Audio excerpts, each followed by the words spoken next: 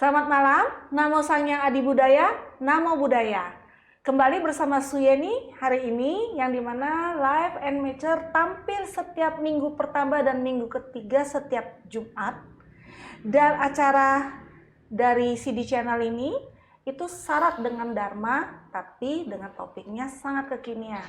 Jadi jangan lupa di subscribe sama bunyiin loncengnya ya, kalau kamu nggak mau ketinggalan beritanya. Oke, nah hari ini kita punya topik yang agak seru. Wah, agak seru ya. Ini narasumbernya juga seru banget kalau diajak ngobrol soalnya ya. Topik agak seru, agak banyak mitosnya ya. Yaitu topik malam ini adalah sembahyang arwah yang sebenarnya kita saat ini pun lagi bulan Cid gue ya sebenarnya ya. Sembahyang arwah antara tradisi dan ajaran. Nah, tapi kali ini Suyeni tidak membahas tentang sembahyang arwah Cid gue. Biasanya kalau kita di agama Buddha selalu dikaitkan dengan ulambana ya. Ulambana versi agama Buddha pun dengan ada dengan cara Theravada atau dengan cara Mahayana atau dengan cara Tantra itu juga banyak caranya, banyak versinya. Tetapi hari ini kita lebih ke arah adalah ajaran dari Konfusius. Narasumber malam ini ya adalah seorang dosen agama Konghucu. Nah, keren kan ya narasumber kita. Juga beliau sebagai Ketua Matakin Jawa Barat. Matakin itu adalah Majelis Tinggi Agama Konghucu Indonesia. Juga sebagai Ketua Bidang Pendidikan di Matakin juga ya. Bersama Bapak W. Gunadi, SPD MAG. Selamat malam, Pak Gun. Sekali ini saya akan bilang salam kebajikan. Salam kebajikan. Ya. Oke. Pak Gun, yes, kita udah ngobrol banyak. Ini topik seru ya. Iya. Sebenarnya ada sedikit spooky, serem ya. Banyak orang mengaitkan sama klinik-klinik ya sebenarnya ya. Tapi malam ini kita mau beresin nih Pak. Iya. Antara urusan ajaran sama klinik, tradisi, mungkin kita harus bisa clear lah ya. Clear. Bedanya. Ya, bisa kita clearkan dengan pengetahuan Pak Gun. Yang dimana hari ini diundang meskipun Bapak agamanya Konghucu, tapi yang saya tahu bahwa tradisi Cid gue atau sembahyang leluhur ini nggak jauh-jauh dari sebenarnya bakti sama orang tua, yang merupakan esensi penting ya Pak ya. Betul. Di agama Konghucu ya. Nah ini kan sebenarnya kita tahu banget Pak, sembahyang Cid gue ini suka dihubungkan sama sembahyang arwah, bahkan ya Pak ya suka bikin orang takut. Suka dihubung-hubungkan dengan alam lain gitu. Bahkan di Singapura atau di Malaysia disebut Hungry Ghost Festival. Nah, itu kita dengar kata Hungry Ghost aja udah merinding, Pak. Ya kan? Menurut Bapak, makna dari sembahyang Cid gue itu apa, Pak, sebenarnya? Iya, singkatnya gini ya. Spirit berbakti lah. Sembahyang leluhur kan spiritnya berbakti memang. Jadi bakti itu kepada orang tua itu kan kesinambungan ya, bukan cuma ketika orang tua masih ada. Tapi bakti adalah urusan kesinambungan walaupun sudah tidak ada. Jadi prinsipnya itu waktu hidup dilayani sesuai kesusilaan. Ketika meninggal ya dimakamkan sesuai kesusilaan. Dan setelah jauh tetap disembayangi sesuai dengan kesusilaan. Itu kan prinsipnya. Jadi kenapa kemudian orang tetap sembayang walaupun orang tuanya sudah tidak ada. Terus untuk apa sih? Kan kita untuk apa kan maksudnya begitu. Kan orangnya udah nggak ada. Orangnya udah nggak ada. Tapi memang ada satu prinsip juga di satu kitab disebut gini, melayani orang yang sudah mangkat seperti melayani orang yang masih hidup sebagai orang yang masih hidup. Kemudian melayani orang yang sudah tidak ada seperti melayani orang yang masih ada.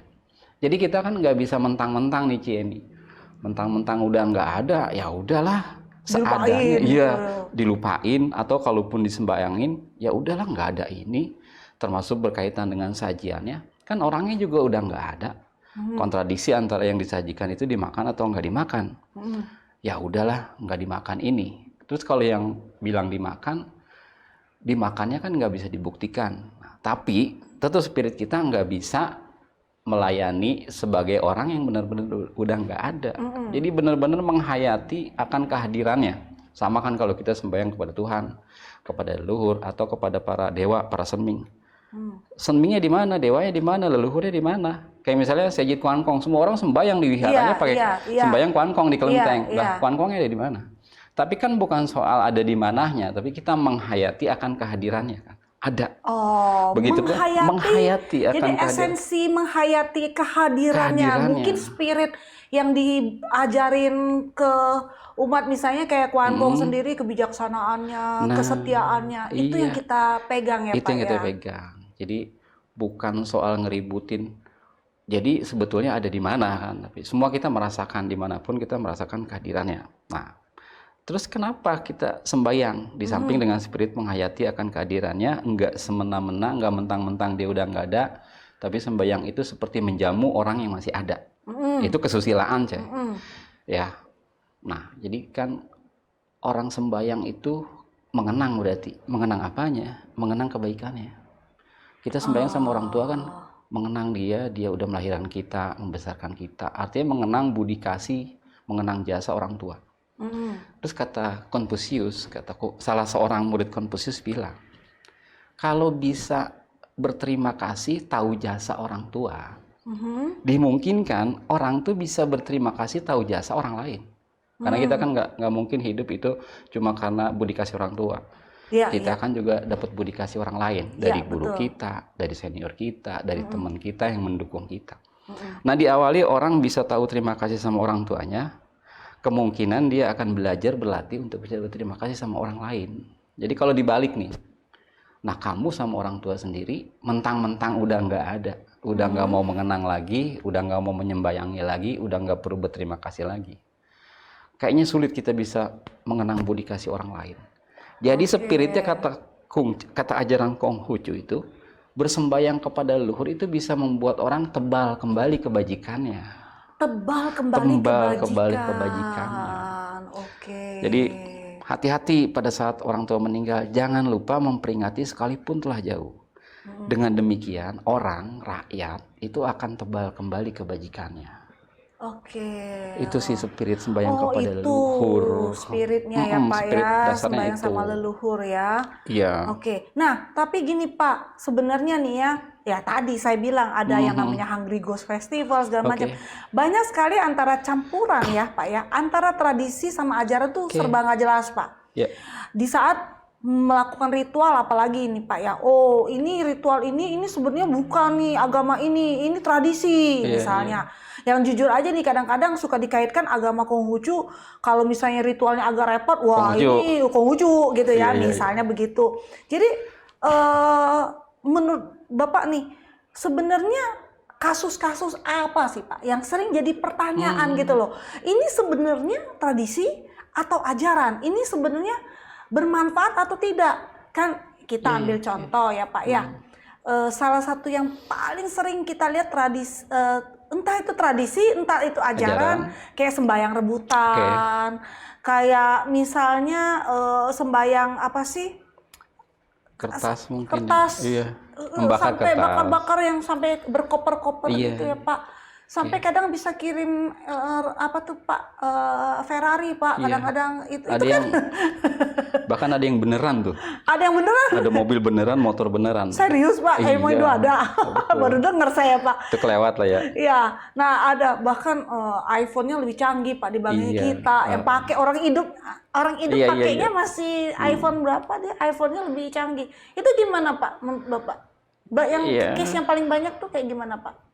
Salah satunya itu bakar gincuah itu, kertas gincuah yang digulung jadi uang, mirip uang, kemudian dinyatakan bahwa itu mengirim uang, ya kan? Melempar kertas gincuah pada saat mengantar jenazah ke pemakaman, itu katanya supaya jejak almarhum itu bisa tahu pulang nggak nyasar gitu kan. Oh iya, sekarang kayak agak jarang Pak, lemparnya jadi koin, mungkin bisa dipungutin orang jadi duit ya. Iya, sebetulnya itu sih tradisi ya. Kalau fakta historis kan gini, kertas itu belum ada ketika zaman Konfusius abad kelima itu belum ada. Itu benar, itu benar tuh teman-teman ya, itu benar banget. Zaman Konfusius belum ada kertas, jadi nggak ada yang namanya hambur-hamburin itu. Nggak ada sebetulnya. Itu ajaran Konghucu itu bukan ya berarti ya? Mungkin spiritnya ada, tapi bahwa kemudian menjadi derivasi turun temurun menjadi berkembang apa sih? nggak begitu jelas, orang mengikuti aja tanpa mengerti maksudnya kan gitu. Berkebiasaan aja tapi nggak mau meriksa apakah kebiasaan itu membangun dia atau tidak. Kan itu juga disindir dari satu ayat itu kan. Orang itu melakukan tanpa mengerti maksudnya, menjalankan aja tapi nggak ngerti maksudnya. Tapi yang penting tidurnya nyenyak kali Pak. Ya mungkin bisa Melakukannya. juga ya. Itu nanti ada teorinya lagi lah. Kenapa orang sering kali melakukan sesuatu karena ditakut-takuti tadi kan? Iya. Oh, kalau kita nggak melakukan, sembahyang leluhur entah kualat. nanti kualat Ntar segala macam. Kalau didatengin gimana Pak? Iya. Itu memang efektif sekali metode itu. Zaman dulu itu kan reward and punishment lah istilahnya. Orang itu paling manjur kalau ditakut-takuti. Iya. Daripada dikasih hadiah, sebenarnya orang paling takut-takuti. Sebenarnya ada penjelasan yang logis. Misalnya dulu ada pantangan anak perempuan nggak boleh duduk-duduk di depan pintu di rumah depan sore-sore itu. Kata orang tua pamali nanti berat jodoh. Takut tuh perempuan kalau dibilang begitu. Padahal kan logisnya kan bisa dijelaskan, cuma agak ribet. Itu nggak susila anak perempuan mejeng-mejeng di depan pintu, nanti kesannya kayak perempuan gimana gitu di zaman itu, kayak di rumah bordil gitu kan perempuan mejeng-mejeng di depan pintu itu. Jadi orang tua nggak mau anak perempuan itu berkesan seperti di rumah bordil, maka nggak boleh. Tapi kalau ditanya kenapa, supaya takut dan dilaksanakan, pakailah metode menakuti. Nanti kamu berat jodoh. Berat jodoh. Iya kan takut tuh, termasuk duduk di depan pintu, berdiri di depan pintu. Sebenarnya kan nggak sopan. Oh nanti rezeki kehalang segala macam. Itu metode yang digunakan. Sebenarnya ada penjelasan ya lebih logis, lebih ilmiah. Cuma orang tua males ngejelasin panjang lebar. Kedua nggak ampuh. Ketiga nggak ampuh. Kalau dijelasin logis nggak ampuh. Ditakut-takuti ampuh. Iya. Ketiga memang kurang pemahaman, ngikutin aja. Kan yang namanya tradisi itu sesuatu yang diteruskan turun-temurun. Diteruskan aja tanpa harus meriksa. Pokoknya kalau benar orang apa enggak ya? iya. Efeknya ada apa enggak ya? Nah balik lagi soal kertas kan. Di zaman Konfusius belum ada kertas. Kertas kan baru ditemukan di Nasihan ya. Abad 1 Masehi. Berarti 600 tahun setelah Kungce. Jadi jelas bahwa membakar kertas segala macam kertas gincuah dilempar saat ke pemakaman itu jelas udah pengembangan budaya dan tradisi. Mungkin ada kaitannya dengan ekonomi juga, ada kaitannya dengan politik pemerintah zaman itu. Iya. Saya dengar juga itu katanya kertas itu kan nanti yang buat dibakar-bakar tuh dari jerami apa itu supaya rakyat yang lagi kelaparan saat itu bisa ada punya penghasilan, bikin rumah-rumahan, buat entah cengbeng, entah pas cheat gue gitu ya itu Pak kan ekonomi urusannya. Iya. Memanfaatkan kertas yang baru ditemukan sebagai penemuan yang luar biasa zaman itu. Jadi propaganda penggunaan kertas oleh pemerintah juga ada. Iya. Nah dikait-kaitkan dengan spirit-spiritnya ajaran Konghucu, ya dipaksakan dimasuk-masukin ya. Memang ada sebetulnya misalnya Konghucu ngajarin, sebelum Konghucu pun ada semangat misalnya. Ketika orang meninggal dunia, jangan mengirim barang-barang yang asli. Karena itu akan mendorong orang mengirim orang yang hidup untuk ikut dikubur. Oh iya. Kan tradisi itu ada. Tradisi itu ada Pak. Betul. Soalnya zaman-zaman Kaisar Dinasti Shang, Dinasti Shang banyak banget itu yang. Jadi kalau pejabat atau bosnya mati, jadi anak buahnya itu harus ikut dikubur kan? Ya kan itu kan kayak apa sih kuburannya Qin Shi Huang itu kan juga banyak banget selir-selirnya. Termasuk patung buatannya. Iya. Nah Konghucu tuh nggak mau mendorong orang mengubur orang yang masih hidup. Jadi tidak boleh barang-barang yang mirip kalaupun mau dikirim. Jadi dibuatlah namanya barang tiruan. Sinci namanya barang tiruan. Kalau ada imajinasi, oh nanti gimana kehidupan di sana, kebutuhan dapur, rumah tangganya, maka dikirimlah barang-barang alat-alat buat masak. Tapi tiruan dibuat buruk gitu loh. Jadi cuma simbol. Supaya juga tidak mendorong orang mengubur pembantu yang hidup untuk dikubur karena majikannya meninggal. Iya, untuk nemenin dia. Nah, spirit itulah yang kemudian digunakan untuk mengirim-ngirim tadi uang, rumah-rumahan dari kertas ketika kertas sudah ditemukan. Jadi jelas ini tradisi yang dipaksakan dikaitkan dengan ajaran Konghucu, spirit mengirim barang tiruan pada saat jenazah dikuburkan. Oh, saya baru tahu nih Pak tentang soal barang tiruan itu ya. Ternyata memang ada ya ajaran itu ya. Di kitabnya ada, namanya Mingci. Itu untuk menggerus tradisi di mana orang mengubur hidup-hidup pembantu. Karena memang jadi zaman itu kan soalnya banyak perbudakan ya Pak. Jadi nyawa tuh udah milik majikan ya Pak ya. Betul. Jadi spiritnya ke situ. Kemudian orang kan berkembang lagi, berimajinasi. Oh ini kertas digulung mirip duit, oh berarti kirim duit. Kan itu imajinasi aja kan. Iya, iya. Kemudian di kertas gincoa disebar supaya rohnya tahu pulang, arwahnya. Padahal kalau pulang beneran juga takut ya Pak Takut. ya. Kita juga nggak tahu kapan dia pulang, apakah dia pulang segala macam. Tapi tradisi itu ada. Tapi secara ilmiah kan gini, orang zaman dulu ngubur jauh. Kalau dia berangkat pagi, pemakaman siang, beres sore di tengah hutan, mungkin di pinggiran hutan, di bukit-bukit kan jadi feng shui yang bagus tuh. Iya, iya, iya. Jadi betul. jauh dari rumah Iya. dan nggak ada kendaraan. Oh, supaya sebenarnya buat orang hidup tahu jalan pulang Supaya juga. nggak tersesat di hutan Iya, itu iya, kan. iya, Dengan iya. asumsi orang zaman dulu pemakamannya jauh di kaki-kaki bukit, di gunung, berarti jalannya belum ada mobil. Mungkin paling kalau bangsawan atau orang keluarga-keluarga yang kaya naik kereta, kuda. Betul, betul. Makanya disebutnya naik kuda kibeh kan. Iya, iya, Kibeh iya. naik kuda. Upacara pemberangkatan disebut kibeh yang kemudian banting semangka itu. Nah, itu kan ada kaitannya cerita dongeng juga banting semangka itu. Di Nasi Sang dimulai itu. Yang Li Simin dia meninggal tapi karena dia orang baik dia hidup lagi. Tapi dia sempat berjalan-jalan ke akhirat kan judulnya. Iya, iya, iya, iya, iya. Wawancara Ada itu. dengan orang-orang penghuni akhirat, katanya di sana belum ada buah semangka dan orang akhirat itu suka buah semangka. Oh, itulah Pak. Itu. Kenapa orang meninggal selalu pakai semangka? Banting semangka. Banting. Itu kan sangat imajinasi dan teorinya sangat konspirasi, nggak bisa dibuktikan. Iya. Iya, sama Itu juga. cuma dia doang yang tahu. Dia doang Pak. yang tahu. Tapi masalahnya gini cewek memang. Ada teorinya gini kan, authority based truth. Jadi kebenaran itu kadang berbasis otoritas. Kalau yang ngomong raja, yang Pasti ngomong bener. sesepuh, dianggap benar dan diikuti. Tapi kalau orangnya nggak punya otoritas, ngomong benar pun dia nggak dianggap. Iya, iya. Nah ini iya. kan authority based truth kan. Ah. Kalau saya punya pengaruh, murid saya percaya, sekalipun saya nggak benar. Oh, Nah iya, ini kan iya. ngeri kan. Iya, Nah ketika Raja Li Simin ngomong apapun dipercaya, maka supaya dia bisa mengirim buah semangka itu ke neraka, ke akhirat, untuk nyogok lah istilahnya, dibantinglah buah semangka. Itu tradisi yang berkembang. Sampai sekarang. Sampai sekarang. Pantesan ya buah semangka itu perlu dibanting Betul. sebelum petinya kok. Iya, tapi secara agama memang ada spiritnya. Biji semangka itu kan banyak, begitu dibanting, doanya gini, supaya kebajikan almarhum nih bisa nyebar ke anak cucu keturunan. Oh itu esensinya. Iya, esensi spiritnya. Termasuk ketika dia nyebar 5 macam biji-bijian ngokok tuh ya di kuburan yang disebar yang diterima oleh para keluarganya. Iya. Itu kan maksudnya spirit. Kehidupan zaman itu kan agraris. Jadi kamu ini simbol-simbol spirit untuk rajin bekerja supaya makmur nih disimbolkan dengan biji 5 macam biji-bijian yang paling terbaik di zaman itu. Mirip-mirip sama buah semangka. Kebajikan menyebar, ini supaya kehidupannya makmur, dikasih simbol biji-bijian untuk ditanam. Karena agraris. Itu. Ke situ. Iya. Dan kertas gincoa untuk jejak yang hidup. Oh iya. Jadi itu loh teman-teman ya. Jadi bukan karena seperti yang kita pahamin itu, tapi sebenarnya bukan bukan jalan pulang buat yang meninggal. Kalau dia pulang juga kita takut sebenarnya. Tapi buat jalan pulang orang yang hidup sebenarnya karena itu di gunung-gunung ya. Oke. Kalau zaman sekarang kan nggak perlu juga sebetulnya. Iya, Tapi, udah ada Google Map. Iya, udah ada Google Map. Dan kita ngubur kan di pemakaman yang jelas, langsung sasar. Iya.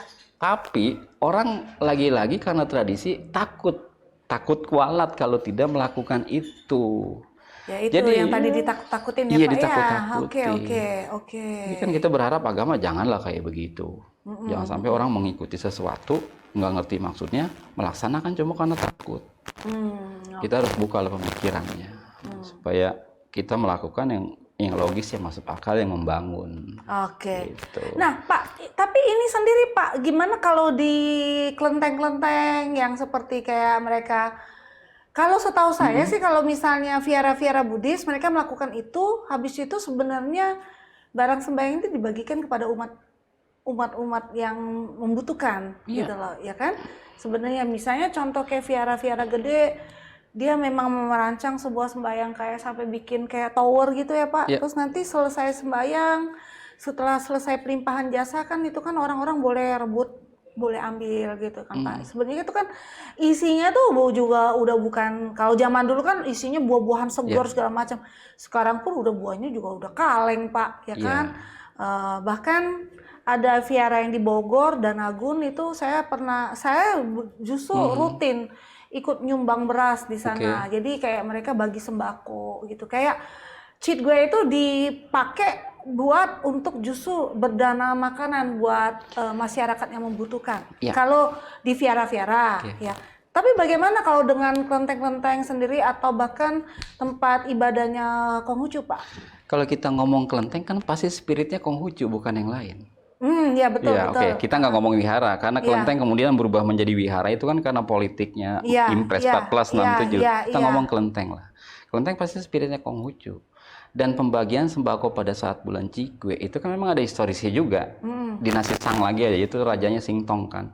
Ketika zaman musim panas kemarau panjang, rakyat kelaparan, nih raja membuka gudang negara nih. Oh iya iya. Tepat di bulan 7 itulah sebelum sembahyang Cikgue, dia membagi-bagikan rakyat yang karena kekeringan itu. Nah, kemudian itu berlanjut. Jadi pembagian sembako, bahan makanan pokok ke rakyat yang tidak mampu dalam hal ini di bulan 7 itu dimulai dari Raja Singtong ya, abad ke-16 itu. Berarti ketika saat itu kaisarnya mengharuskan para bangsawan kali ya untuk melakukan itu supaya rakyatnya bisa makan kali ya. Dia kasih contoh dulu gudang negara dibuka kan. Tentu dia menghimbau para raja muda, para bangsawan yang punya simpanan itu untuk memberikan kepada rakyat, kasih spirit, kasih contoh. Nah, itu berkembang. Kalau versinya Tiongkok nih, Ya. beda dengan versi yang lain, saya nggak ngerti, tapi kurang lebih ya mirip-mirip lah, Iya, pelimpahan jasa segala macam. Intinya memang bulan itu kan dalam siklus hitungan Tionghoa masuk musim gugur awal. Jadi kalau di ajaran Konghucu itu kan awal musim gugur ya. Tapi puncaknya nanti kan di Tiong Chupia itu panen raya kan, termasuk festival bulan itu kan. Tapi awalnya di bulan 7. Memang berkaitan dengan panen, tapi secara siklus kita di musim semi itu Xinjia kan, awal musim semi, kemudian masuk Cengbeng, masuk musim panas dan puncaknya di Xiace itu Tuanyang, yang Pecun tuh, puncak musim panas. Nah, masuk ke musim gugur awalnya Cikgue, memang hawanya yin, hawa yin mulai dibuka. Itu yang dikaitkan dengan hawa buruk, dikaitkan dengan hantu. Iya, dikaitkan dengan hantu kelaparan. Hantu kelaparan, tapi itu ya dilebihkan lah ketika dikaitkan dengan hantu yang kelaparan, seperti ceritanya murid Siddhartha yang Moggallana itu ya kan, dia bisa meditasi masuk ke alam neraka, lihat ibunya di wilayah setan kelaparan segala macam. Ayam peta. Saya nggak ngerti versi yang benar yang mana, tapi kurang lebih orang kemudian mengkait-kaitkan siklus tahunan yang masuk bulan 7 dari puncak musim panas yang serangga keluar. Maka kemudian di ini dia ada cerita Bante para biku nggak boleh keluar karena nanti takut banyak menginjak serangganya mati atau dianya terganggu. Iya betul. Maka tidak mencari makanan, jadi ada pelimpahan ke situ kan di Bali. Tapi versi Konghucunya memang siklus musimannya itu musim yang Tuanyang itu ekstrim, makanya banyak jadi bencana. Kayak antara dari panas ke gugur itu kayaknya tuh ekstrim cuacanya sehingga lebih baik jangan keluar deh. Pancaroba, banyak penyakit, banyak serangga keluar. Karena kan dia subtropis kan, dari musim dingin, musim semi, musim panas, masuk ke musim gugur, ada siklus yang hawanya kurang bagus. Maka disebut siklus yin kecil, sao yin ya, yin kurang. Karena ya. yin yang paling gede itu nanti di musim Tungci, dingin ya. Di Tungce itu, Tungce puncak musim dingin. Di bulan musim terakhir Desember itu. Ada sembahyang tradisi, orang bilangnya sembahyang Tangcik Onde. Nah, itu puncaknya nih, itu makanya disebut Tangyin. Iya. Nah, itu yang mungkin dikaitkan dengan hawa buruk, hantu kelaparan. Tapi di Konghucu sendiri nggak ada cerita hantu kelaparan, nggak ada. Pokoknya kita sembahyang pada leluhur, maksimal di bulan 15 Cikgue, purnama itu kan, Capgoh, sembahyang pada leluhur. Sisanya memang ada spirit. Arwah-arwah yang nggak punya orang tua gimana? Nggak punya keturunan gimana? Siapa yang nyembayangin? Ada spirit Konfusiusnya bilang, kepada orang-orang itu tugaskulah yang menyembayangi. Ada spirit itu. Oh, memang ada ya. Ada di Lenti itu di kitab suci, sabda suci itu ada. Tugaskulah yang menyembayangi. Nah, makanya setelah sembahyang leluhur keluarga kita di tanggal 15 atau di bawahnya, di atas itu sembahyang kepada arwah umum yang disebut King Hopeng. Hopeng itu teman kan? Oh, iya. Arwah para sahabat yang sebatang kara, bukan yang kelaparan. Kita nggak bisa tahu apakah dia kelaparan. Lapar apa enggak? Enggak, kita nggak tahu. Iya. Kan orang bisa-bisa hantu kelaparan. Emang tahu hantunya lapar? Iya, Terus hantu yang kenyang yang gimana? Ini kan sangat konspirasi. Jadi di Konghucu nggak ada cerita konspirasi kayak begitu. Kita cuma berpikir leluhur kita ada yang nyembayangi. Terus gimana yang nggak punya keturunan? Iya. Tugas kita yang menyembayangi. Kita nggak bilang dia kelaparan atau tidak. Dia nggak ada yang nyembayangi. Oh, makanya buka meja di luar itu buat para sahabat. Para sahabat. Nah, terus berkembang. Kita bersembayang kepada yang meninggal. Itu kita ingat sama yang hidup. Termasuk sembahyang waktu mau tahun baru di Siang. Kita sembahyang kepada yang telah tiada. Tapi kita ingat juga sama yang hidup. Karena percuma ketika kita hanya fokus pada yang meninggal. Wah, didoakan supaya begini, supaya begitu, supaya tenang segala macam. Tetangga kita juga ada yang kelaparan loh. Ya, jadi bagaimana supaya di sana tenang? Keturunan ini kan harus bajik. Iya. Bajiknya itu beramal berarti. Sama kayak pelimpahan jasa, spiritnya mirip-mirip lah. Iya, dengan cara yang itu supaya ibunya tenang, si Moggallana tadi, Siddhartha kemudian menganjurkan kamu berdoa, para sangga semua berdoa. Di samping itu kamu harus berderma dong. Iya, betul. Untuk mengangkat orang tua kamu yang tersiksa tadi. Iya. Sama, spiritnya sama nih. Konghucu kan begitu. Bersembayang kepada yang meninggal, kebajikan kepada yang hidup. Kan kita nggak bisa berbuat kebajikan pada yang telah meninggal. Iya, udah nggak bisa kita papain. Bisa. Iya. Kita yang hidup nggak tahu apa-apa mengenai kematian, yang mati pun nggak akan tahu apa-apa tentang kehidupan yang sekarang. Kan filosofisnya begitu. Iya. Jadi kenapa kita cerita soal hantu kelaparan? Yang hidup tuh nggak tahu apa-apa tentang kematian. Kehidupan kematian siapa yang tahu? Kalau ada orang yang bercerita tahu, itu konspirasi sih. Konspirasi itu artinya ya persengkongkolan antara beberapa orang bahwa itu begitu.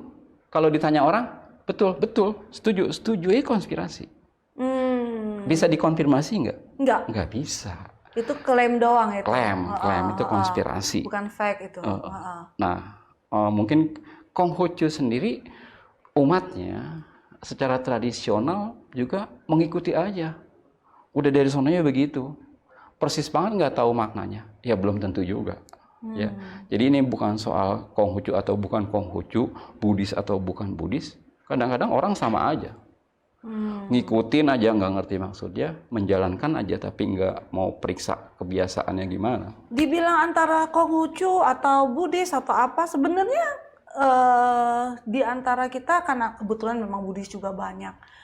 Ya itu banyak Tionghoa ya, jadi kan otomatis kan banyak mengadopsi beberapa tradisi. Salah satunya adalah Cengbeng juga kan Pak, betul kan? Nah ini justru saya agak penasaran pandangan Pak Gun. Tentang sembahyang Cengbeng sama Citgue ini apa perbedaannya? Karena kan sama-sama sembahyang leluhur, Pak. Iya. Terus lebih lucu kan begini, Pak. Kalau sembahyang Citgue itu kan dilakukan namanya Citgue, berarti kan Ciepan kalau kita bilang pertengahan bulan 7. Jadi Capgo kan, Pak. Tapi kenapa ya kalau apa namanya? Kalau Cengbeng selalu di tanggal internasional 5 April. Nah itu kan agak membingungkan juga gitu. Ada dua sih ya yang pakai disetarain sih sebenarnya ya. Jadi kalau kita ngomong penanggalan, kita itu yang disebut Imlek. Itu kan bulan, penanggalan berarti Imlek itu penanggalan sistem bulan. Iya, lunar. Iya, tapi Tionghoa sendiri sebetulnya nggak murni bulan, tapi dia perpaduan sama matahari yang disebut Yanglek. Ya. Tapi Yanglek yang dimaksud bukan seperti yang kita bayangkan sistem mataharinya solar system pada kalender Masehi. Bukan juga. Cuma mirip karena hitungannya sama-sama matahari. Iya. Posisi matahari, pergerakan bumi terhadap matahari nih. Iya. Tapi Tionghoa lebih terkenal hitungan lunar. lunar ya, bulan mengelilingi buminya. Ah. Nah, tapi dia perpaduan antara Yanglek dan Imlek. Nah, mirip-mirip dengan dikaitkan dengan kalender Masehi. Jadi setara. Ketika Cengbeng bicara soal cerahnya, kan Qingming itu berarti kan hari nan cemerlang. Dicari hari yang paling cerah untuk berziarah ke kuburan. Karena kalau musim hujan ke kuburan kan repot. Iya. Dicarilah Qingming, hari yang paling cerah itu setelah musim semi ya, menjelang musim panas itu kan, awal musim panas cerah. Sembahyang ke kuburan. Nah, disetarakan dengan penanggalan karena berkaitan dengan musim, posisi, cuaca, berkaitan dengan Yangleknya. Yanglek itu mirip dengan sistem matahari. Jadi sebenarnya ada hitungan Tionghoanya, makanya nggak persis tanggalnya. Secara Masehi bisa 4 April, bisa 5 April, bisa 6 April. Termasuk Tungce. Bisa 22 Desember, bisa 23, bisa 21. Bisa 21. Ada 3 rentang tuh. Oh iya ya, benar ya. Itu kita makan onde juga selalu agak bertepatan dengan Hari Ibu ya. Ya, Hari Ibu itu kan 22 Desembernya. Iya, iya. Kadang bisa 21, kadang bisa 22, kadang tuh, bisa 23. 23 gitu. Dalam kurun waktu beberapa tahun ada hitungannya bisa 23, termasuk Cengbeng bisa 6 April. Jadi nggak tepat sebetulnya. Tapi dari hitungan Yangleknya tepat dong. Oh, kalender mataharinya. Iya, kalender mataharinya tepat. Cuma orang supaya gampang nih, ya udah kita kan pakai secara internasional sistem kalender matahari Masehi. Oh, karena iya, berarti karena masalahnya karena Masehi itu memakai sistem kalender matahari. Matahari, betul. That's why kenapa kita punya apa namanya Cengbeng sama Tangyan itu tanggalnya nggak jauh-jauh dari situ karena pakai matahari, karena Masehi pakai Yanglek. Iya, setara tuh, setara. Walaupun nggak persis, makanya saya bilang nggak sama persis antara Yanglek yang ada di Tionghoa dengan sistem Masehi yang pakai matahari juga. Ada perhitungan yang sedikit nggak sama. Iya, nggak sama. Iya, makanya kalau misalnya kayak kalau nggak salah, setahu saya kalau bulan Februarinya pas lagi ada 28. Ada itu 29 itu gitu berkaitan kan? dengan kabisat di Masehi. Iya, 28 atau 29. Nah, itu bisa agak bergeser. Betul. Tuh setahu saya. Kalau di Tionghoa itu kaitannya dengan bulan ganda Lun Gue. Iya. Itu penyesuaian antara bulan dan mataharinya. Jadi karena kekurangan di bulan, maka pada kurun waktu tertentu 3 tahun kurang lebih ada penambahan 1 bulan. Ada lun. Itu untuk penyesuaian. Itu membuktikan bahwa penanggalan Tionghoa itu pakai 2 sistem, bulan dan matahari. Makanya Imlek, hitungannya keren nih.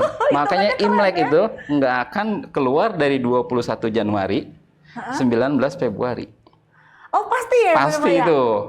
Ketika dia maju 10 hari, karena sistem bulan lebih kurang 11 hari, maju 11 hari. Ketika dia melewati batas, dia pasti ada lun. Maka dia akan lun ke sini. Kembali lagi ya. Tapi nggak bisa melewati 19 Februari. Bergerak lagi. Wow, ini teman-teman, ini. Ya, ini 2 sistem gabungan. Misteri yang udah lama banget ya, saya pengen tanya siapa yang bisa jelasin. Kenapa semua upacara-upacara orang Tionghoa selalu pakai lunar? Kenapa ini? Bener 2 ini, satu musim lunar, dingin, satu yang musim mulai awal musim panas ya Pak ya? Iya, awal musim panas, awal musim dingin itu. Masehi, saya pakai juga. Masehi setara dengan Masehinya di rentang waktu 4, 5, 6 April. Tungce-nya itu di rentang waktu 21, 22, 23 Desember. Punya hitungan tersendiri. Jadi teman-teman juga harus tahu ya, kalau kita Imlek itu itu bulan. Bulan atau negatif ya, sebenarnya bukan negatif yang jahat, maksudnya minus gitu ya, negatif. Itu tuh diwakilkan dengan bulan. Kalau yang itu adalah positif ya, itu diwakilkan dengan energi matahari atau matahari. Makanya disebut Imlek sama Yanglek ya. Jadi Tionghoa yang benar itu Yanglek. Dia pakai 2 itu. Iya, Yanglek. Hebat ya orang Tionghoa. Cuma kan nyebutnya agak ribet nih kalau Yanglek, karena yang dominasi sembulan, hitungan harinya kan pakai sembulan gitu. Maka orang Tionghoa lebih mudah dan lebih fokus pakai Imleknya, nyebutnya Imlek lebih gampang. Tapi di zaman kemudian ketika kalender dihitung ulang lagi oleh dinasti Han dan mengacu pada kelahiran lebih Kongcu sebagai tahun pertama 551, makanya kan selalu tahun kalender Imlek itu selalu tahun Kongcu ditambah tahun Masehi. 551 tambah 25, sekarang 2525 2000 berapa? 2024 tambah 551, maka 2575 Imleknya. Nah, itu setelah penyempurnaan dinasti Han karena jasa Nabi Kongcu. Nah, itu kemudian disebut Kungceli atau Kongculek. Itu hanya penyempurnaan, tapi historisnya adalah gabungan antara Imlek dan Yanglek, Yanglek. Solar dan lunar. Kurang lebih begitu, berkaitan Cengbeng. Sembayang jari ke kuburan, karena memang kalau yang ada kuburannya gimana? Ya di meja abu, tetap sembayang. Iya. Kan nggak semua orang dimakamkan. Iya, kayak orang tua saya dua-duanya udah kremasi, Dikremasi. Pak. Jadi kita sembahyang di meja abu aja. Dan nggak bisa diributin kalau orang Konghucu bilang, kalau Konghucu harus dimakamkan. Kalau di nggak kremasi juga bukan dong ya, Konghucu, Pak, nggak berarti? juga. Kan ini tergantung suku, balik lagi. Di Cungpo sendiri kan kita lihat marga-marga tertentu yang tinggal di pesisir pantai, misalnya saya kasih contoh marga Tung. Karena di pantai, di laut, maka dia penyempurnaannya itu dilarung. Diliam namanya tuh, kalau orang ada satu marga yang dialirin terus dibakar di tengah laut atau gimana, Pak? Awalnya diikat sedemikian rupa, dilarung ke laut. Itu namanya diliam. Bener-bener dilarung, Pak, jenazahnya bukan nggak dibakar lagi gitu. Iya. Kenapa dibungkus dulu? Supaya nggak langsung dimakan ikan kan? Iya. Nah, itu untuk suku-suku tertentu. Jadi cara pemakaman itu berkaitan dengan suku. Dengan tempat geografisnya. Betul. Juga dong, berarti ya. Iya. Kalau orang di pegunungan, ada yang ditinggal di hutan. Diletakkan di satu pohon di hutan. Kayak kalau di kita masih ada di Trunyan, Bali misalnya. Iya, di Trunyan, ya betul. Iya, ada tradisi itu. Emang ada ya, Pak? Ada. Namanya limcong ya. Jadi pemakaman di hutan, di pohon di hutan. Ada yang dimakan burung bangkai, ada yang dikremasi. Saya tahu Tibetan itu masih dilakukan. Yang katanya menurut mereka kepercayaan dari Tibetan sendiri itu adalah sampai meninggal pun tubuhnya masih bermanfaat buat semua makhluk. Iya. Itu filosofinya lah. Tapi memang itu kan berkaitan dengan suku. Tibet itu ya mungkin pemakaman susah, gunung-gunung. Jadi ya dibakar. Ini kan taktis saja sih sebenarnya. Mau dibuang ke laut kan jauh dari laut. Iya benar juga. Kan gitu. Ini nggak mungkin dibuang ke laut ya. Jadi logis saja. Nah, Kungce nggak ngeributin itu. Jadi cerita soal pemakaman, lagi-lagi zaman dinasti Tang udah cerita. Zaman itu ada 5 macam pemakaman. Ada yang dimakan burung, niocong kan. Ada yang di hutan, limcong. Ada yang dikebumikan. Ada yang dikremasi. Ya. Ada 5 macam pemakaman. Tapi prinsipnya sama. Semua, apapun caranya, dia akan kembali ke bumi. Yang bersifat yin akan kembali ke bumi. Oh iya betul. Iya, dibakar jadi debu ke bumi, dibuang ke laut, dilarung jadi makan ikan ke bawah juga, dimakan burung sama juga. Jadi prinsipnya yang kita pegang bukan soal teknisnya. Teknis itu berkaitan dengan situasi, kondisi, geografis, suku. Ya, itu cuma taktis saja, nggak bisa diributin. Nah, kalau nggak ada kuburannya karena dikremasi, ya di altar leluhur, karena Kongcu itu pegangannya altar leluhur bukan kuburannya.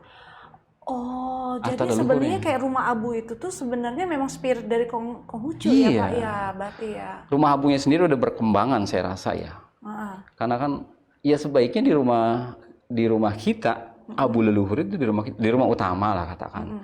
Bahwa kemudian secara budaya perkembangan zaman ada rumah abu, yang nyembayangin juga bukan kita akhirnya kan, kita bayar nyembayangin orang. Iya betul.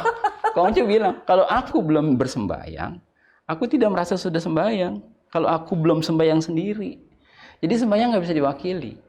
Kalau rumah abu nih, sorry nih yang punya rumah abu nih ya, tapi ini kan spiritnya. Jangan kita bayar orang untuk sembahyang orang tua kita. Kan logis. Teman-teman ingat loh. Jangan bayar orang untuk menyembayangi orang tua kita. Orang tua kita. Ya kita yang sembayangin dah. Dan sembayang tujuannya kan itu banyak dijadiin bisnis Pak sekarang. Ya itu kan. Ya tapi sorry nih. Ini kita bicara soal spirit ya. Tapi itu saya setuju Pak. Soalnya kan setiap bulan Cid gue saya suka baca sutra Siti Garba. Saya tidak pernah mewakilin pada yang lain gitu loh. Selalu baca sendiri untuk limpahkan kepada orang tua ya gitu ya. Tuh. Tapi itu saya setuju Pak. Tapi ya ini balik lagi ya. Ini kan bisnis ya. Banyak ada yang di Susah, bisnisnya iya. karena kan kamu nggak sempet, ya udah viara atau kelenteng atau apa yang sembayangin kan kadang Ya bisa iya begitu itu Pak. kan. Ya, termasuk yang lain juga kan. Ya ada ikatan bisnis, ada urusan bisnisnya. Sekarang kalau kita benar-benar ekstrim, udah ngapain pakai kertas kinclong, ngapain pakai rumah-rumahan, kan nggak ada manfaatnya. Nggak masuk. Kita bersembahyang bukan untuk berimajinasi kayak gitu, tapi kan merusak bisnisnya tukang kocwa, kertas segala macam. Jadi ngapain sih kita gitu. Iya. Tapi pada satu masa ketika emang pemerintah yang punya otoritas menetapkan aturan tidak boleh bakar-bakaran sembarangan. Oh ya, kayak di Cungko sendiri kan nggak boleh. Ha. Nah kalau gitu kita harus patuh. Iya. Nggak boleh pakai dupa. Mau ngomong apa? Terus orang Konghucu tadi ini cerita, saya nggak mau kalau nggak pakai hio. Iya, ada mamanya teman saya, dia bilang nggak pakai hio. nggak mau kalau meninggal dia, karena kebetulan anaknya udah pindah ke agama yang nggak boleh pegang dupa kan. Nah terus udah gitu dia bilang, dia pesan sama anaknya, kalau saya nanti meninggal jangan sampai saya disembangin nggak pakai hio ya gitu. Nah itu kan sebenarnya kacau kan? Gimana? Bukan di situ. Esensinya bukan di situ. Bukan ya, di situ esensi. Hio itu alat. Balik lagi ketika zaman Kungci ini, kalau kita ngotot, saya kan Konghucu harus pakai dupa, saya kan Konghucu harus dimakamkan, karena Konghucu sendiri dimakamkan, orang tuanya dimakamkan. Kalau saya tidak dimakamkan berarti saya ikut ajaran Konghucu. Esensinya bukan di situ. Zaman Konghucu hiu juga belum ada. Oh iya ya, benar juga. Lagi belum ada. Apalagi sampai hiu yang bagus segala macam. Tapi wewangian sudah ada. Ya. Pewangian itu bentuknya kan bisa kayak di sini kemenyan, mungkin batang pohon tertentu, gaharu yang dibakar begitu aja. Hio itu kemudian perkembangan zaman. Oh kayaknya kalau ada hio lebih bagus nih. Ya kalau gaharu lama-lama pohon gaharu hilang Pak. Iya.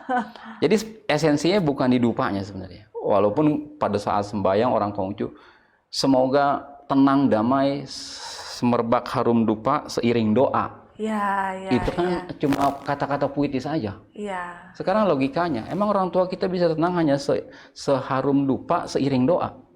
Kalau kelakuan kita nggak bener, gimana mau tenang gini? Betul. Yang bikin orang tua tenang itu sederhana deh, Ci. Ketika orang tua meninggal, dia tenang kalau anak-anaknya pada akur, Ci. Ini Pak harus ini kan di-sharing persoalan yang paling mendasar nih. Iya. Esensi sekalian message ke teman-teman yang nonton nih Pak. Iya, esensinya kan di sini. Orang tua tenang itu bukan karena indahnya doa, harumnya dupa. Kalau dupa berharum-harum tinggal bermahal-mahal aja kita belinya. Dupa yang paling mahal pasti paling harum. Iya, betul. Indahnya doa kita tinggal minta aja sama orang sastra untuk bikin puisi doa. Betul. Jadi bukan di indahnya doa, di harumnya doa. Tapi bagaimana kelakuan orang-orang yang ditinggalkan oleh almarhum tadi? Yang paling dekat gini, apa yang paling dikhawatirkan ketika orang tua itu meninggal? Anak-anak akur apa enggak? Yes, karena banyak kejadian begitu orang tua yang meninggal langsung ribut. Iyalah Pak, rebutan warisan misalnya kalau ada yang diributin. Ributan pamor. Kadang malah rebutan sembahyang, saya baru rebutan sembahyang. Waktu ada orang tua kan nggak berani. Semua keputusan ada orang tua. Oke. Tapi begitu orang tua nggak ada, yang paling rentan adalah saudara pada akur nggak. Itu dulu yang paling dekat. Sekarang doanya bagus, dupanya harum, tapi pada ribut. Orang tua ya tetap nggak tenang. Wow. Esensinya di situ. Makanya Konghucu bilang, esensinya tebalkan kebajikan. Karena yang membuat orang tua kamu tenang itu kebajikan kamu tebal. Bukan karena persembahan yang kamu lakukan. Bukan, persembahan itu kesusilaan aja. Walaupun jangan mentang-mentang dia udah meninggal nggak makan, kita seenak-enaknya itu kan nggak susila. Iya. Kita memberi orang jangan makanan atau buahan yang jelek dong. Iya. Apalagi buat hadiah. Iya. Apalagi buat orang tua. Iya. Saya ngasih cie nih, oleh-oleh, kita pilih yang terbaik dong. Kalau orang Bandung datang ke Bogor, kita beli asinan gedong dalam yang terbaik dong. Iya. Bahwa itu mau dimakan apa enggak sama dia itu bukan urusan kita. Dia. Tapi kita memberikan yang terbaik. Itu namanya melayani sebagai yang masih hidup. Kayak ini juga sebenarnya di ajaran Buddhis, kalau kita kasih offering itu adalah bukan buat para dewa atau para bodhisatwanya, tapi sebenarnya itu balikinnya ke kita sendiri juga. Betul, melatih kita lah. melatih kita tentang kesusilaan, jangan sembarangan melayani orang. Kesusilaan itu kan not only lah, Ya. tidak sekedar bersembayang yang nggak sekedar, bertamu yang nggak sekedar. Saya datang ke sini kan nggak sekedar karena diundang. Oh, ini teman-teman jadi Not only kan? ya, jadi ini benar-benar sebuah ajaran yang bagus banget ya teman-teman ya. Yang sebenarnya makasih banget loh Pak Ya, Gun. Jenny. Berkat Pak Gun kita banyak tahu nih. Beberapa. Jadi ada beberapa hal yang sebenarnya banyak banget di pertanyaan saya. Saya jadi seneng juga hari ini saya jadi host Pak. Ya, saya sama teman sampai bilang gini, kenapa kalau yang host yang urusan kayak gini, selalu saya ya mungkin mereka karena saya cukup agak paham soal-soal begini. Ini benar banyak hal yang sebenarnya jadi pertanyaan saya terjawab nih, ya, terutama cengbeng segala macam itu. Terus ternyata teman-teman sekali lagi ya yang tadi esensi dari ketika kita sembahyang leluhur tuh esensi cara kita menghormati, menghargai dan mempertebal kebajikan kita itu penting banget. Jadi nggak cuman karena kita takut dia didatengin sama arwah leluhur kita, jadi kita bela-belain sembahyang kayak gitu ya Pak ya. Tapi gara-gara itu kita jadi wah gitu. Bahkan yang paling sering Pak saya lihat ketika orangnya sudah meninggal malah dibeliin ini itu, tapi pada saat orangnya lagi sakit malah minim banget perawatan, malah nggak dilihat. Ini mungkin bagian terakhir karena waktu. Karena gini ya Ci, orang bilang kemudian melecehkan atau mengkerdilkan orang-orang Tionghoa yang ngasih persembahyangan berlebihan mewah pada saat udah meninggal. Dia bilang percuma udah meninggal, kalau mau dilayani baik-baik pada saat hidup. Kan gitu kan? Iya. Sekarang kita pikir logisnya gini, kalau udah meninggal aja melayani dengan sebaik-baiknya, itu menunjukkan ketika hidup dia layani dengan baik. Sekarang gini, kan gambaran nih, cermin nih. Cermin attitude ya Pak ya? Cermin attitude. Lu mentang-mentang udah mati. Sekarang kita udah mati aja segitu, berarti lagi hidup pun kita pasti lebih lagi. Dan karena kita merasa lebih tapi masih kurang, maka kita teruskan ketika dia sudah meninggal. Jangan dibalik-balik, jangan dibilang orang Konghucu percuma tuh, ngapain sembayang-sembayang orang yang udah mati, disajiin makanan yang enak-enak kan nggak makan. Kalau mau dikasih makan waktu masih hidup, anak kecil juga tahu. Kalau masih hidup yang dikasih makan, udah mati kan nggak makan. Tapi pada saat kita sembayang ketika orang udah mati, makanan itu bukan untuk dimakan. Yang makan kan kita juga. Iya, betul. Tapi inilah wujud bahwa kita tidak melayani yang sudah tiada seperti benar-benar udah nggak ada. Ini kesusilaannya Konghucu. Sekarang gini loh Cieni, saya hormat sama Cieni. Ada orangnya. Nggak ada orangnya mas saya ngomongin di belakang. Sama aja ya kayak gitu ya. Sama dong. Saya kalau hormat sama Cieni, ada Cieni saya hormat. Nggak ada Cieni pun saya hormat. Saya nggak berani bilang dia. Oh beliau Cieni, dia itu Cieni, nggak hormat kan saya? Iya. Sama leluhur pun begitu. Jangan mentang-mentang nggak ada Cieninya saya seenaknya ngomong. Jangan mentang-mentang orang tua kita udah meninggal, seenak-enaknya kita sembahyang. Nggak bisa kayak gitu. Ya betul. Iya dong. Iya. Jadi Konghucu bilang, hormat bukan karena ada bentuknya aja. Kesusilaan itu bukan cuma karena ada bentuknya. Saya hormat sama Cieni karena ada orangnya. Nggak ada orangnya saya nggak hormat. Harus dari dalam hati benar ya. Termasuk berkabung itu bukan cuma pakaian berkabungnya. Terus kalau udah nggak berkabung, hatinya nggak berkabung. Iya nggak kayak gitu. Iya nggak kayak gitu. Berkabung tanpa pakaian berkabung tetap berkabung. Hormat sama Cieni bukan karena hanya ada Cieninya. Bukan karena hanya ada leluhurnya. Kayak gitulah. Kita bisa mendengarkan musik bahkan tanpa suara kan begitu filosofinya. Iya, betul. Menikmati, merasakan ketenangan bukan hanya karena ada suara musik, tapi kita bisa menciptakan musik, tanpa suara. Iya. Itu filosofi di licinya kan kayak gitu. Keren ya, teman-teman ya. Jadi makasih banget kehadirannya ya, Pak Gun ya. Waktu kita udah habis. Ya. Menarik. Tapi memang topik ini selalu menarik. Selalu menarik ini, Cek. Ya, dan memang benar-benar banyak banget yang teman-teman hari ini bisa dengar, mungkin menambah wawasan. Salah satu yang suka ngomong, ya itu berbakti itu jangan pas sudah meninggal, tapi ternyata ya benar juga bahwa kita harus menghargai, mau dia ada nggak ada ya kita harus menghargai dengan cara yang sama gitu loh. Betul. Ya kan? Ya kalau misalnya orang yang udah meninggal kita kasih hio yang terbaik, ya seharusnya waktu hidup kita juga kasih yang terbaik. Iyalah. Gitu. Ya, gitu Logisnya ya teman-teman gitu. ya. So, untuk sebelum menutup saya mau memberikan informasi sekali lagi teman-teman tentang rumah konseling CD ya. Rumah konsultasi CD lebih tepatnya ya. Yang dimana program Life dan Mature ini sebenarnya mensupport ya untuk Anda bisa konsultasi gratis ya untuk masalah 4 pilar kita yaitu psikologi, hukum, kesehatan maupun ekonomi atau keuangan. Kami hadir untuk mendengarkan Anda. Silakan kontak call center CD 0811 9873 300. Yuk kita ngobrol, kita bicarakan. Karena setiap permasalahan apapun selalu ada solusinya. Dan ini sifatnya free ya teman-teman. Jadi feel free aja untuk kontak. Kecuali kalau misalnya ada tindakan atau apa atau terapi baru mungkin nanti dikenakan biaya profesional. Tapi untuk sebagai opening Anda boleh konsultasi gratis. Nah sekaligus ini juga teman-teman saya di sini akan menginformasikan untuk tentang aplikasi Budayana, teman-teman. Jadi jangan sampai nggak di-download, Anda sebagai umat Buddha, jangan sampai nggak download aplikasi ini ya, teman-teman ya. Karena informasinya banyak banget di aplikasi ini, yang agenda kebaktian, berita kegiatan, artikel Buddhis, sampai kalau misalnya Anda butuh kartu tanda umat Buddha, Anda bisa melalui aplikasi ini. Dan masih banyak fitur-fitur lainnya. Jadi silakan jempolnya melipir ke Google Play Store atau App Store, di-download. Ya teman-teman ya, ini bermanfaat banget. Dan sekali lagi Pak Gun, Ya. makasih banget atas Sama-sama. waktunya. Udah jauh-jauh dari Bogor, dari Tangerang ya Pak ya, ke sini ya.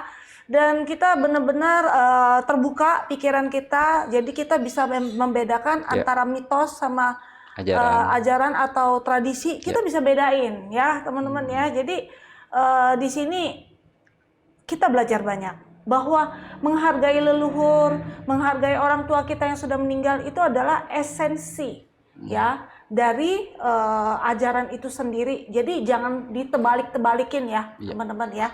Terima kasih Pak Gun. Salam kebajikan. Salam kebajikan. Namo Sang Hyang Adi Budaya. Namo Buddhaya. Namo Buddhaya.